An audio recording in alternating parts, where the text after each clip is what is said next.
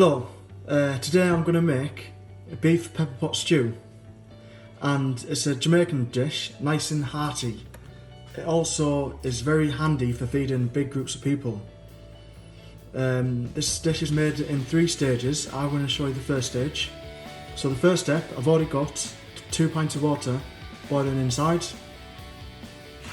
Next I'm going to get an OXO cube for the beef stock. Gives it that dark texture.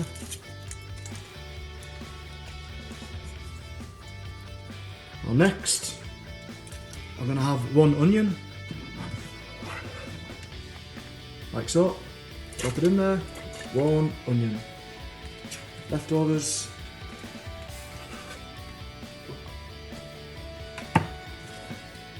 Two thyme sticks, but I've just grabbed as much as I wanted.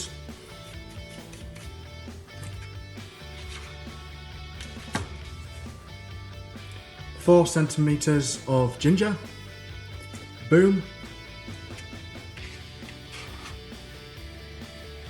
1 clove of garlic.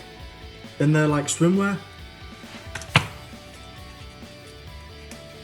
And it's meant to be 1 bay leaf. However, I put in 3 tiny ones just to make a collective 1, alright? That's in there.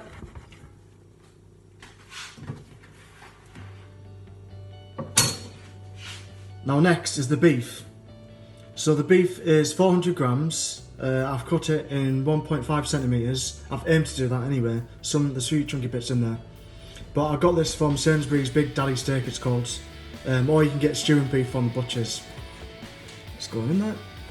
Bam, bam, bam, bam, bam.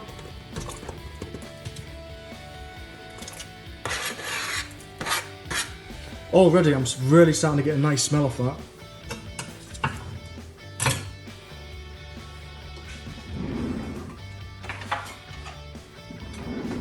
On the spoon, gonna give it a bit of a stir.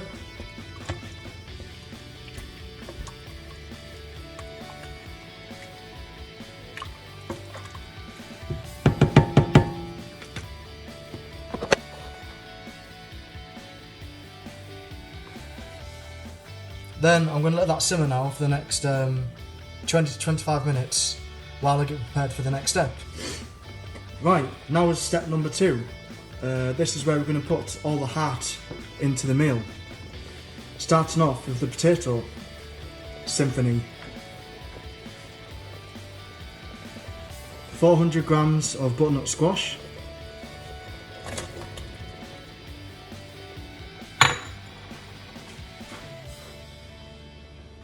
,400 grams of white potato, but Jamaicans do normally use yam. But on this particular day, I couldn't find any yams in the store. A little more on that.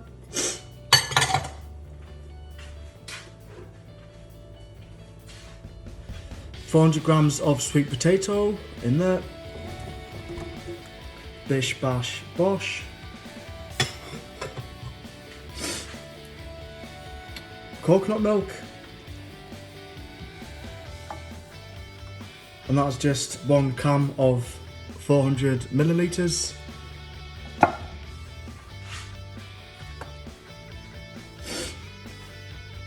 Butter beans, 1 can of butter beans. There we go, in there. And then we have spring onion. Apparently you're meant to bash it before you go in to let the taste burst out of it. So this is me bashing it. Right, there we go, in there. Last but not least is the Scotch bonnet, and this gives it the tang in the recipe. It really does. I'm not going to touch it with my fingers because even going close to it is quite strong. It's roughly about the strength of 4 average red chilies in terms of heat. So I've actually decided to de-seed mine because I don't like it too hot. You know, I like a little kick, but I don't like mouth burning, you know, or blow my socks off. Alright, so that's going in there.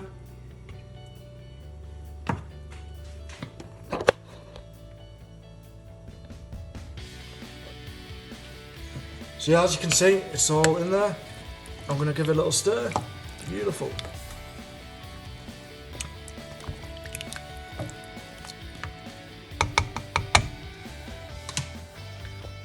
So I'm going to let that simmer for 25 minutes now, and then I'll be on to the third and final step, which is my favourite part. So now we're at the third and final stage. That's been simmering for 35 minutes now, and when 35 minutes is up, you add 150 grams of, I call it Jamaican Kalu or spinach, that type of texture there. It goes in there.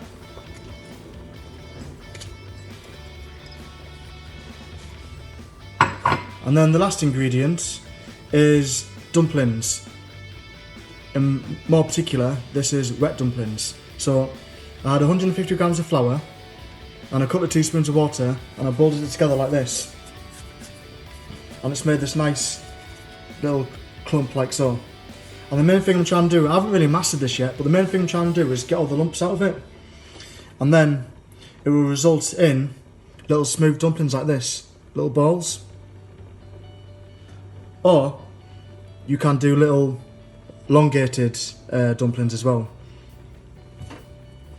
So like I say, I break it off like this.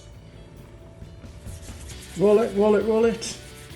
This is where you could probably use a hand if your partner or friends, because this can be quite time consuming. So yeah, with the 150 grams of flour and a couple of teaspoons of water, you should roughly have about 24 pieces of dumpling.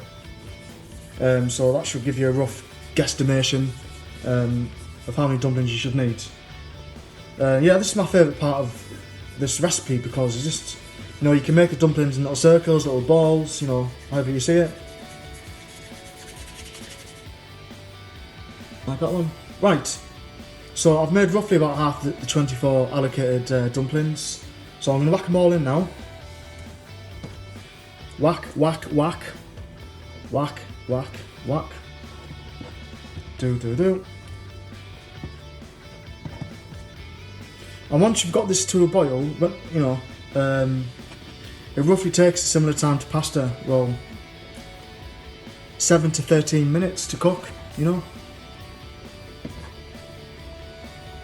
And, you know, it's probably not very advertising, but the dumplings actually look like little maggots when you put them in the soup. So I'll give you a little showdown now. So yeah, people say that they look like little maggots. You know, it looks like toilet water at the minute, but after the sweet potato and the butternut squash gives it that burst of colour, it will really look nice in the final stage.